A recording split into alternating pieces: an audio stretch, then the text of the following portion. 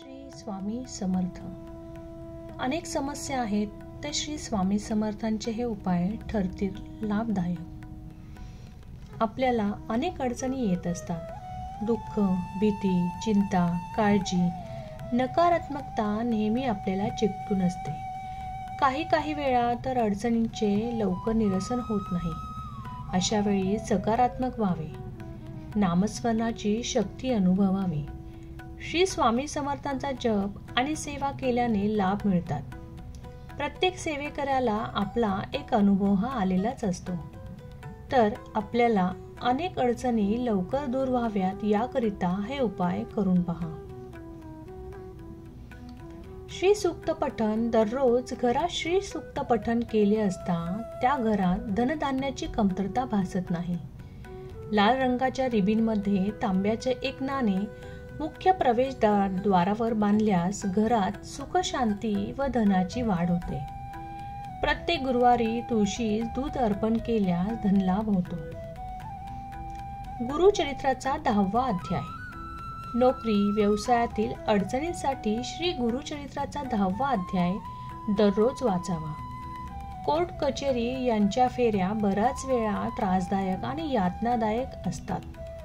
अशा वेळी श्री नवनाथ ग्रंथाचा 3रा व श्री गुरुचरित्राचा 14वा अध्याय रोज 2 वेळेस वाचावा. नामस्मरणाची शक्ती.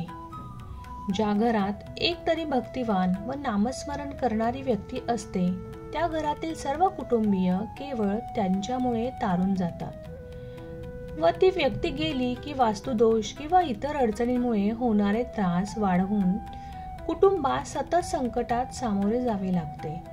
शक्य असल्यास श्री स्वामी समर्थांचा जप किंवा तारक मंत्र नियमित बोला किंवा रेकॉर्डिंग सुरू ठेवा. मनचिंतन याला फार महत्त्व आहे. स्वयंपाक करतेवेळी किंवा इतर महत्त्वाच्या कामेवेळी सतत नामस्मरण करावे. मनुष्य आचार करण्याआधी उच्चार करतो आणि उच्चार करण्याआधी विचार करतो. म्हणूनच तो मानवी प्रगतीस खरा कारणीभूत होतो. विचार हा सुविचार होण्याला ध्यान चिंतनांची आवश्यकता फार असते. म्हणून ध्यानधारणा, मनन चिंतन याला फारच महत्त्व आहे.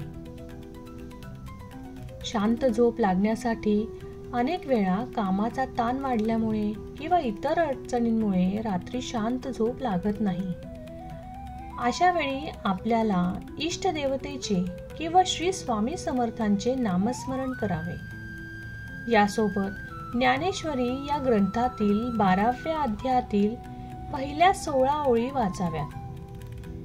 शांत झोप लागेल. श्री स्वामी समर्थ.